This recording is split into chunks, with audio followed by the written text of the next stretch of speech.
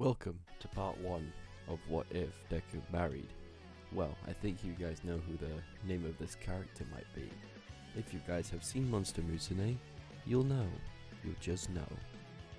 And also, if you guys want a part 2 of this, please let me know in the comments. Especially, screw it, spam the comment section down below. Let's see how many people we can get down there. Thank you all, and I hope you all enjoy this video. As he shot back in fear. What the hell, I've got goddamn power? I'm a mutant, Izuku said out loud, thinking that, well, Zendaya heard him, as he rushed into the bathroom trying to hide what it was.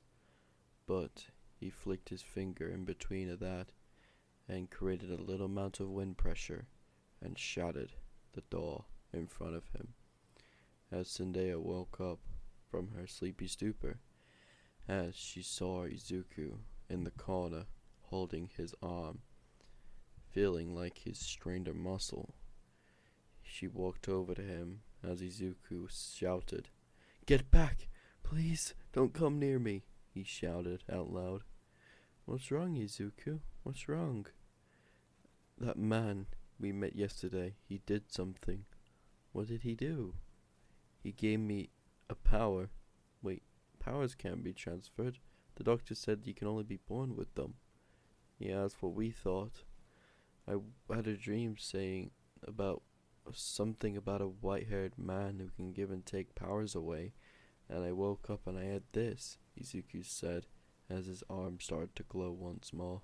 "Izuku, calm down," she said as Izuku's heart rate increased, as she held on to him with all her strength, as the red lightning dissipated, as Izuku was back to his normal cheerful self, but he was scared that this power might hurt her. So he tried his best to calm his heart and keep his emotions in check to make sure this wouldn't happen again, as Izuku for the next couple of hours would be talking to her until school began. Izuku felt like he couldn't go in, but he had to, 'cause if Zendaya is left there alone, people bully her, and Izuku would never want that for the person he loves the most. As the moment they climbed on campus, well, arrived more or less. Since Izuku got on campus, he's been tensed. Every single little corner, every single little inch of everywhere. Everyone stared at him. Everybody whispers. Everybody says rude stuff. You hear that little horse over there? Yeah, that little shit. Yeah, it turns out she's a fucking married to that dork, she said, as she pointed at Izuku. Yeah, what a freak. He must be into that type of stuff. I know how that's gonna go. As Izuku kept his anger in check, but he knew if he let it out, he could probably destroy this entire building. Hell, even half of the campus would go probably, Izuku thought internally, as he arrived at his class, the first one of the day. He was glad that it wasn't the teacher that royally pisses him off sometimes of the day, but it's his classmates that would set him off today. Of all days, that happens to be today. "Oi, nerd, put your head down over there," a man said, throwing a book at Izuku's head. "Bakugo, why don't you stop being such a fucking slacker and actually get a fucking work done, instead of relying on people weaker than you," Izuku said, scowling at the boy. "What'd you say to me, nerd?" "Bakugo, sit back down and shut up," the teacher said, shouting at Bakugo. "Just remember your scholarship here can be always ripped away from you if you're not, let's just say, very quiet in my class. I don't care what you do in other classes as long as it doesn't involve me. So Bakugo, sit down and do your work," the teacher said, shouting at Bakugo to get him to sit down. "You're dead, nerd," Bakugo said, shouting at him, or in turn, whispering, as we would like to say. as The day passed. Izuku was about to leave campus, but she said one word that would make Izuku more or less nervous for Bakugo's empty threat. So she walked in, grabbed her stuff, and came out. But before Bakugo stopped her. "Huh, what are you doing, freak?" Bakugo said, pushing her to the floor. "You really think you're gonna be a normal person in society? No, you look more like a fucking centaur than anything else. Actually, I am a centaur. Shut up. No one asked you to speak up in front of the great Bakugo, did they?" Bakugo said, screaming at her this time. As Izuku was wondering where she was, so he carried on and went back up to meet where she was going. As the moment Izuku arrived up, he realized she was being bullied and more or less physically assaulted by Bakugo and his cronies. "Don't freak out, Izuku, don't freak out and kill him accidentally," he said internally and externally quietly, as one word set him off and one word would trigger him to use one for all. As the charger pin in his left arm went out, as static came out too, as Bakugo turned around just to be greeted with a furious Izuku as he punched him in the gut, but with only using 100%. I'm kidding, he only used 20. You don't have access to 100 yet. He threw the punch, leading Bakugo to slam into the wall and bleed out from his mouth, including his head.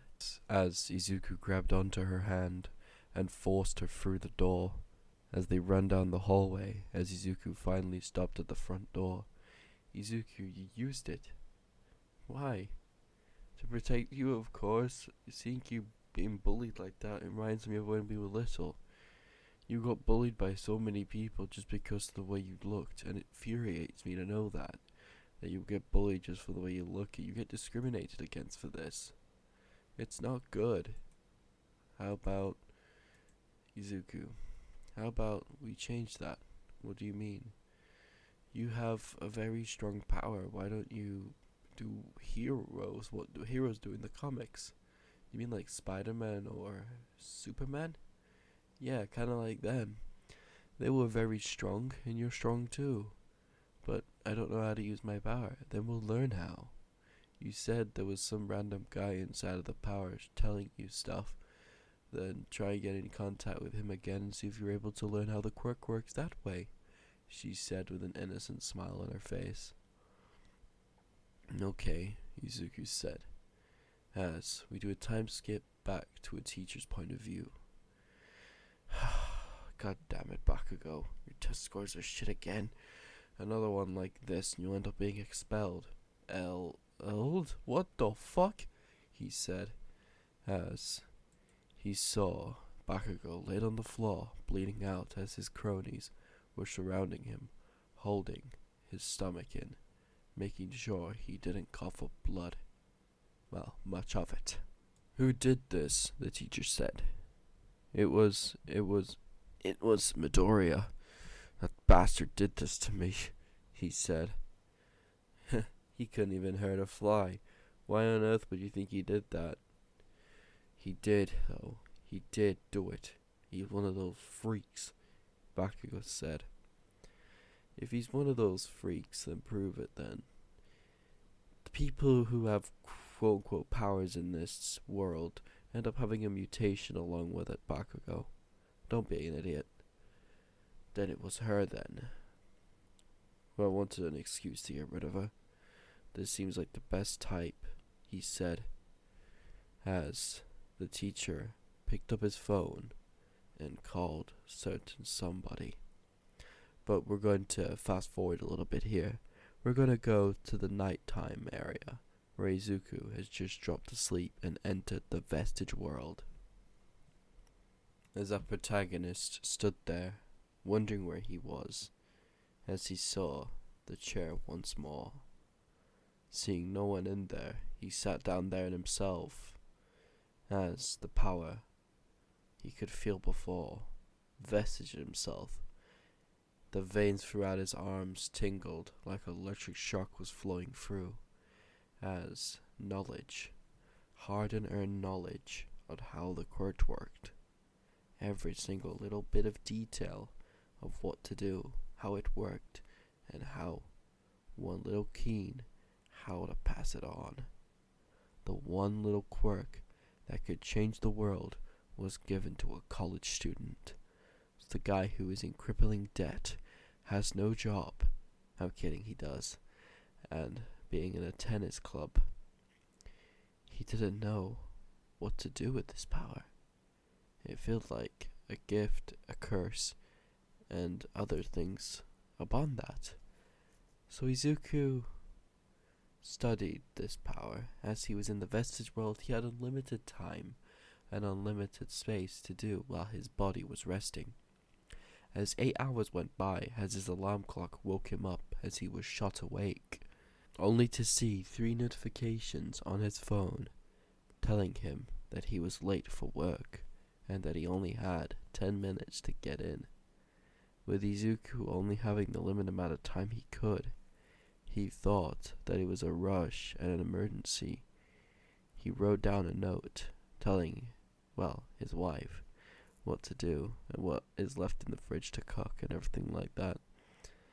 As Izuku kneeled down as he powered through and dig deep into One for All, as he found the flame and hardened spirit of the quirk, as he dug deep, tensed his butt cheeks, and leaped into the air, as his power surged through his body like an electric shock or a current of electricity that he could feel all across.